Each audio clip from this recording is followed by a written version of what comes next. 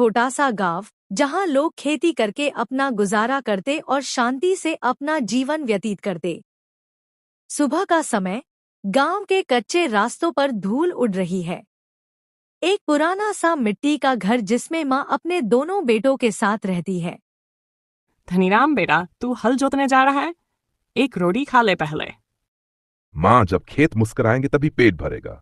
गोबर लीप कर लौटूंगा तब खाऊंगा। माँ, मुझे चाय दे दे, आज थक गया हूँ। किस बात से थक गया रे? खेत तो धनी करता है, तू दिन भर गांव में बैठा बतिया रहा है।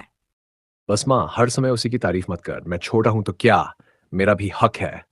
दोपहर को गांव की चौपाल पर कुछ लोग बैठे हैं। धनी का लड़का तो मेहनती है, पर मनसुख बस खेत बेचने की सोचता है। कितना अच्छा घर था उनका, अब देखो माँ की भी कदर नहीं। समय बदल रहा है भाई। शाम को घर के आंगन में जशोदा अपनी पुरानी लकड़ी की संदूक से माँ के गहने निकाल रही है। ये गहने तो मैंने अपनी बहुओं के लिए संभाले थे, पर अब कौन जाने समय किसका साथ दे। उसी समय मनसुख अंदर आता है। माँ, ये गहने क्यों निकाले? मुझे दे दो, मैं सरपंच से थोड़ा कर्ज ले लूंगा। कर्ज किस लिए? जमीन गिरवी रखकर 2 बैल खरीदूंगा, काम करूंगा। तू बैल नहीं खरीदेगा, तू शराब में उड़ाएगा। मैंने सब देखा है तेरी आंखों में। माँ, तू तो हमेशा मुझे नीचा दिखाती है। देख लेना, एक दिन तुझे पछताना पड़ेगा।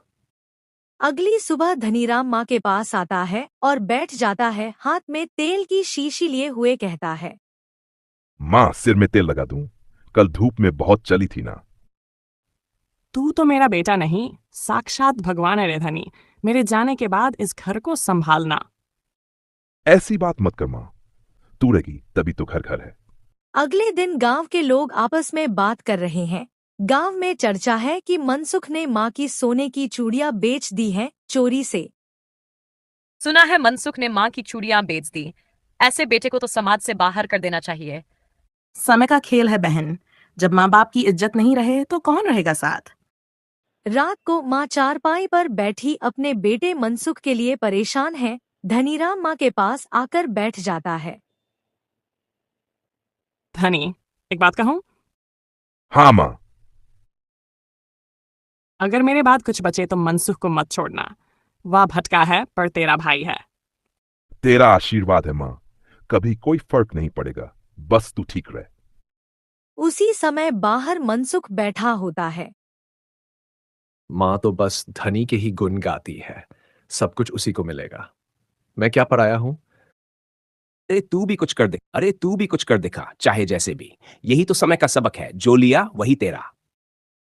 जशोदा की तबीयत बिगड़ती है।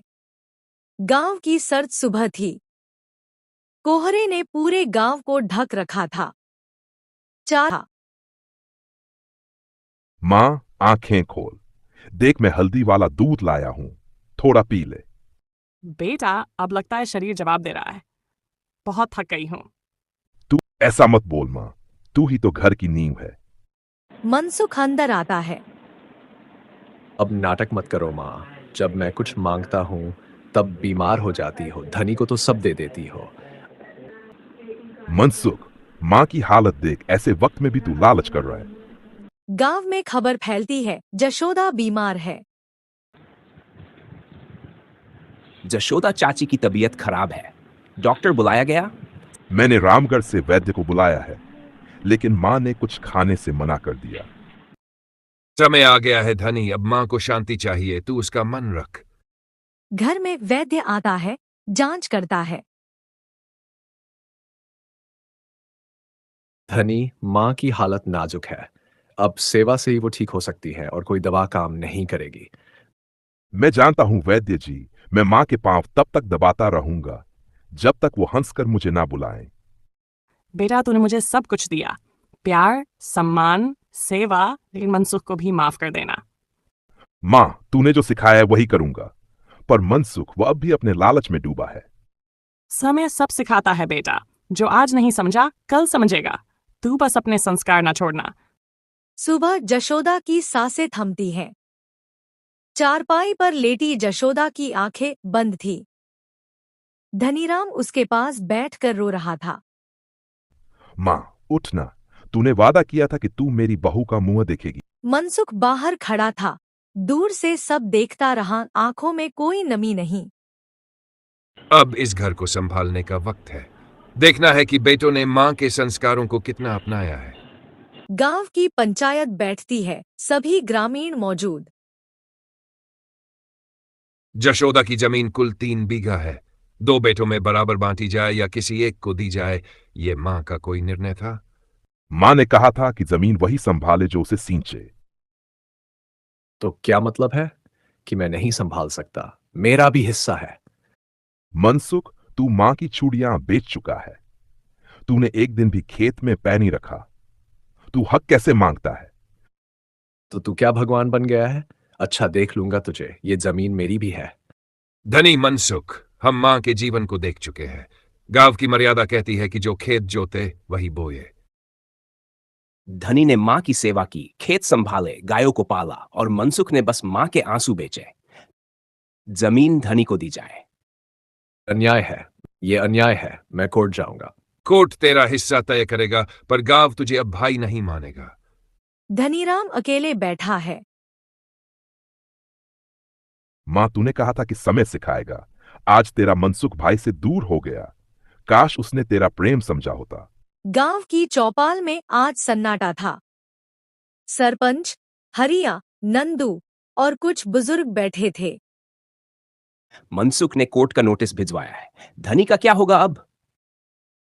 और धनी ने कुछ गलत नहीं किया। उसने मां की सेवा की थी, खेतों को सींचा था, घर बचाया था। ये तो अब अदालत तय करेगी, पर गांव के लिए तो फैसला हो चुका है। धनीराम अपने खेत में हल चला रहा है, पसीना उसके चेहरे पर है। धनी काका, आप तो अकेले ही हैं, भाई नहीं आया। अब भगवान ही मेरा भाई है बेटा, और ये मिट्टी मेरी बहन। मनसुख अकेला अपने पुराने कमरे में बैठा है। मां भी नहीं रही, गांव वाले मुंह फेर चुके हैं, और धनी वह अब हीरो बन गया है गांव का। बाहर किसी के बोलने की आवाज आती है। मनसुख से बात मत करना। वह अपनी मां की चूड़ियां बेच चुका है, अब भाई के खेत भी चाहता है।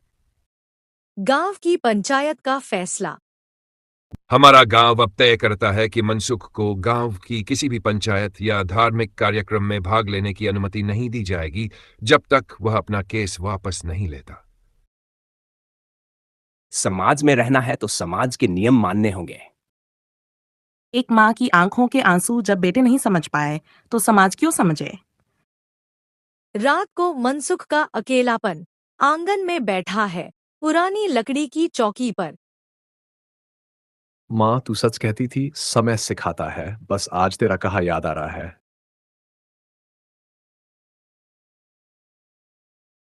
जब तूने मुझे धनी के पैर छूने को कहा था। आंखों से आंसू निकलते हैं। पुरानी लकड़ी की चौकी पर। मां, तू सच कहती थी, समय सिखाता है, बस आज तेरा कहा याद आ रहा है। जब तूने मुझे धनी के पैर छूने को कहा था। आंखों से आंसू निकलते हैं। मां, मैं क्या कर बैठा? भाई से दुश्मनी कर बैठा। अगले दिन मनसुख गांव की चौपाल की ओर जाता है। गांव वाले उसे देखकर चुप हो जाते हैं, कोई बात नहीं करता। सरपंच जी, मुझे माफ कर दो। मैंने मां को नहीं समझा, ना भाई को। मैं केस वापस ले रहा हूं। मनसुख, देर तो हो चुकी है, पर अगर सच में पछतावा है तो कदम बढ़ा। मनसुख धनीराम के घर आता है। धनी खेत से लौट रहा है। मनसुख, तू यहां। भाई, माफ कर दे। मां को नहीं समझ सका, तुझसे ईर्ष्या करता रहा। अब समझ में आया कि समय कितना बड़ा शिक्षक है। मां, देख, आज तेरा मनसुख लौट आया। सूरज ढल रहा था। दोनों भाई आंगन में खाट पर बैठे थे। ऐ मां, अब मुस्कुरा रही होगी ना? हाँ, और कह रही होगी, समय ने मेरा बेटा लौटा दिया, अब मेरी आत्मा को शांति है।